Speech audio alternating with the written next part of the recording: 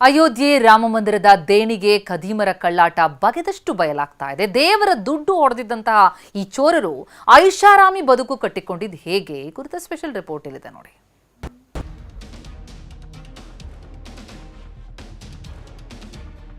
ರಾಮಮಂದಿರ ಅದೆಷ್ಟೋ ಜನರ 500 ವರ್ಷಗಳ ಕನಸು. ಈ ಕನಸು ನನಸಾಗಿ 2.5 ವರ್ಷ ಕಳೆದಿದೆ. ನಿತ್ಯ ಸಾವಿರಾರು ಭಕ್ತರು ಪ್ರಭು ಶ್ರೀರಾಮನ ದರ್ಶನ ಪಡಿತಾರೆ, ದೇಣಿಗೆ ಕೊಡ್ತಾರೆ. ಆದ್ರೆ ಖದೀಮರಿಗೆ ದೇವರೂ ಅಷ್ಟೇ, ಮನುಷ್ಯನೂ ಅಷ್ಟೇ. ಕೋಟ್ಯಂತರ ಜನ ಭಕ್ತಿಯಿಂದ ಕೊಟ್ಟ ದೇಣಿಗೆಗೂ ಕನ್ನ ಹಾಕಿದ್ದಾರೆ. ಈ ಖದೀಮರ ಕರಾಮತ್ತು ಬಗೆದಷ್ಟು ಬಯಲಾಗ್ತಲೇ ಇದೆ. ಜೂನ್ 5ರಂದು ಆರೋಪಿಗಳ ಮನೆಗಳಿಂದ 58 ಲಕ್ಷ ವಶ. ಟ್ರಸ್ಟ್ಗೆ ಮೊದಲೇ ಗೊತ್ತಿತ್ತು ಈ ಕಳ್ಳತನದ ಕರಾಮತ್ತು. ರಾಮ ಜನ್ಮಭೂಮಿ ಅಯೋಧ್ಯೆಯ ದೇಣಿಗೆ ಕಳ್ಳತನದ ಬಗ್ಗೆ ಮೊದಲ ಧ್ವನಿ ಕೇಳಿ ಬಂದಿದ್ದು ಜೂನ್ 7ನೇ ತಾರೀಕು. ಅದಾದ ಬಳಿಕ ಜೂನ್ 13ರಂದು ಎಸ್ಐಟಿ ರಚನೆಯಾಯಿತು. ಹಾಗಿದ್ರೆ ಶ್ರೀರಾಮ ಜನ್ಮಭೂಮಿ ತೀರ್ಥಕ್ಷೇತ್ರ ಟ್ರಸ್ಟ್ಗೆ ಈ ವಿಷಯ ಗೊತ್ತೇ ಇರಲಿಲ್ವಾ? ಯಾರೋ ಒಬ್ಬರು ಆರೋಪ ಮಾಡುವವರೆಗೂ ಟ್ರಸ್ಟ್ಗೆ ಏನೇನು ತಿಳಿದಿರಲಿಲ್ವಾ ಎನ್ನುವ ಪ್ರಶ್ನೆ ಮೂಡೋದು ಸಹಜ. ಆದರೆ ರಾಮ ಮಂದಿರ ಟ್ರಸ್ಟ್ಗೆ ಕಳ್ಳತನ ಬಯಲಾಗುವ ಮೊದಲೇ ಎಲ್ಲ ವಿಚಾರ ಗೊತ್ತಿತ್ತು. ಜೂನ್ 5ರಂದು ಆರೋಪಿಗಳ ಮನೆಗಳಿಂದ 58 ಲಕ್ಷ ರೂಪಾಯಿ ಹಣವನ್ನ ಟ್ರಸ್ಟ್ ಅಧಿಕಾರಿಗಳು ಎಸ್ಐಎಸ್ ಭದ್ರತಾ ಸಿಬ್ಬಂದಿ ವಶಕ್ಕೆ ಪಡೆದರು. ಸಾಲದ್ದಕ್ಕೆ ಕಳ್ಳರ ಬ್ಯಾಂಕ್ ಖಾತೆಗಳಿಂದಲೂ ಹಣ ಹಿಂಪಡೆಯಲಾಯಿತು. ಜೂನ್ 8ರೊಳಗೆ ಈ ಎಲ್ಲಾ ಹಣವನ್ನ ಟ್ರಸ್ಟ್ಗೆ ಹಿಂತಿರುಗಿಸಿಕೊಳ್ಳಲಾಗಿತ್ತು. ಟ್ರಸ್ಟ್ 79,85,000 ರೂಪಾಯಿಯನ್ನ ವಶಕ್ಕೆ ಪಡೆಯಿತು. ಇದಾದ 20 ದಿನಗಳವರೆಗೂ ಯಾವುದೇ ಎಫ್ಐಆರ್ ದಾಖಲಿಸಲಾಗಲಿಲ್ಲ. ಹೀಗಾಗಿ ಚಂಪತ್ ರಾಯ್ ಮತ್ತು ಅನಿಲ್ ಮಿಶ್ರಾ ಬಗ್ಗೆಯೂ ಗಂಭೀರ ಆರೋಪ ಕೇಳಿ ಬರೋದಕ್ಕೆ ಶುರುವಾಯಿತು. ಹೀಗೆ ಲಕ್ಷಾಂತರ ರೂಪಾಯಿ ದೇಣಿಗೆ ಹಣಕ್ಕೆ ಕನ್ನ ಹಾಕಿರುವ ಖದೀಮರದ್ದು ಐಷಾರಾಮಿ ಜೀವನ. ಈ ಪೈಕಿ ಹುಂಡಿ ಎಣಿಸ್ತಾ ಇದ್ದ ಅನುಕಲ್ಪ ಮಿಶ್ರಾ ಕಥೆಯನ್ನ ಹೇಳ್ತೀವಿ ಕೇಳಿ.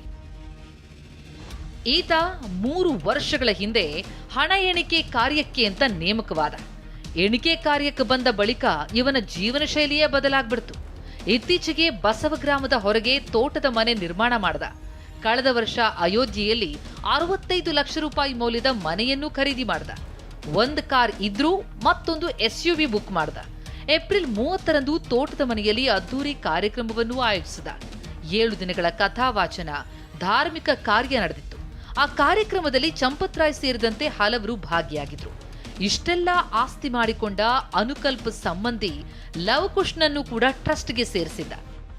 ಅನುಕಲ್ಪ ಸೇರಿಸಿದ ಲವಕುಶ್ ಮಿಶ್ರಾನ ಆಸ್ತಿ, ಹಣಕಾಸಿನ ಸ್ಥಿತಿ ಬಗ್ಗೆಯೂ ಪೊಲೀಸರು ಸದ್ಯ ತನಿಖೆ ನಡೆಸುತ್ತಿದ್ದಾರೆ. ಲವಕುಶ್ನ ಕಟ್ಟಡದ ಮೇಲೂ ರೇಡ್ ನಡೆಸಿದ್ದಾರೆ. ನಿರ್ಮಾಣ ಹಂತದ 2 ಅಂತಸ್ತಿನ ಕಟ್ಟಡದಲ್ಲಿ ಶೋಧ ಕಾರ್ಯ ನಡೆದಿದೆ. ಅಯೋಧ್ಯೆಯ ಶಹಾದತ್ ಗಂಜ್ನಲ್ಲಿರುವ ಕಟ್ಟಡ ಅದು. ಕೇವಲ 3-4 ತಿಂಗಳುಗಳಲ್ಲೇ ಕಟ್ಟಡ ನಿರ್ಮಾಣ ಪೂರ್ಣ ಆಗಿದೆ. ಇದಕ್ಕೂ ಮುನ್ನ ಲವಕುಶ್ ಮಿಶ್ರಾ ಬಾಡಿಗೆ ಮನೆಯಲ್ಲಿ ವಾಸವಿದ್ದ. ಇತ್ತೀಚೆಗೆ ಲಕ್ಷ ಮೌಲ್ಯದ ಬೈಕ್ ಕೂಡ ಖರೀದಿ ಮಾಡಿದ್ದ. ಹೀಗಾಗಿ ಪೊಲೀಸರು ಎಲ್ಲಾ ಆಯಾಮದಲ್ಲೂ ತನಿಖೆ ನಡೆಸುತ್ತಿದ್ದಾರೆ. ಇನ್ನು ತನಿಖೆ ಚುರುಕುಗೊಳಿಸಿರುವ ಪೊಲೀಸರು ಈವರೆಗೆ 140 ಜನರ ವಿಚಾರಣೆ ನಡೆಸಿದ್ದಾರೆ. ಚಂಪತ್ ರಾಯ್ ಸೇರಿ ಅನೇಕರ ಹೇಳಿಕೆಯನ್ನು ದಾಖಲಿಸಿಕೊಂಡಿದ್ದಾರೆ. ಮತ್ತೊಂದು ಕಡೆ ಅಯೋಧ್ಯೆ ಪೊಲೀಸರು SBI ಬ್ಯಾಂಕ್ನಲ್ಲೂ ವಿಚಾರಣೆ ನಡೆಸಿದ್ರು.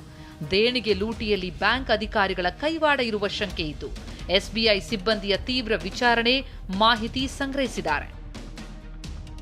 ಹಣ ಕದ್ದವರ ಪರ ವಾದಿಸದಿರಲು ವಕೀಲರ ನಿರ್ಧಾರ.